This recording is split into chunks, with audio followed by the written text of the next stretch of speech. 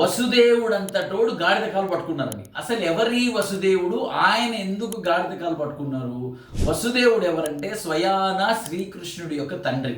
కథలోకి వెళ్తే కంసుడు అతని చెల్లి అండ్ బావ అయినటువంటి దేవకి వసుదేవుళ్ళని దేవకి వాళ్ళ అత్తగారింటి దగ్గర వదిలిపెట్టడానికి వెళ్తా ఉంటే ఒక ఆకాశవాణి ఏమని చెప్తుందంటే, నీ చెల్లెలి గర్భాన జన్మించబోయేటువంటి శిశువు చేతిలో నువ్వు చనిపోతావు అని చెప్తుంది.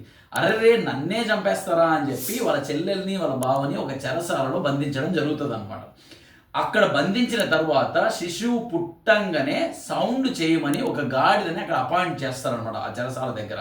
సో ఎప్పుడు బిడ్డ పుట్టంగానే గాడిద సౌండ్ చేస్తుంది, కంసుడు వస్తాడు, చంపేస్తాడు. అలా 7 మంది పిల్లల్ని చంపిన తర్వాత అష్టమ గర్భాన జన్మించబోయేది శ్రీకృష్ణుడు అని తెలుసుకొని వసుదేవుడు వచ్చేసి గాడిద దగ్గరకు వచ్చి, అయ్యా స్వామి, పుట్టబోయేది శ్రీకృష్ణుడు, నువ్వు ఇది ఒక్కసారి సైలెంట్గా ఉన్నావంటే ఎలాగైనా సరే ఈ బిడ్డని గోకులంలో ఉన్నటువంటి యశోద దగ్గర చేరుస్తాను, బిడ్డ సేఫ్ అవుతాడు, నేను తిరిగి వచ్చేంత వరకు నువ్వు సైలెంట్గా ఉండు అని రిక్వెస్ట్ చేస్తాడు.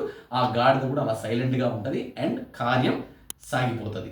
సో దీని నుంచి తెలుసుకునేటువంటి విషయం ఏంటంటే, ఒక గొప్ప విషయాన్ని సాధించేటప్పుడు ఆర్ నీ మనశ్శాంతి కోసం, అది ఇంట్లో మనశ్శాంతి అయినా సరే, ఆఫీస్లో మనశ్శాంతి అయినా సరే, ఒక్క స్టెప్ తగ్గితే తప్పేంటి? నీ సంతోషం కోసమే కదా. కొంచెం ఈగోని పక్కన పెట్టినామనుకో హ్యాపీగా ఉండొచ్చు. ఒక్కసారి ఆలోచించు.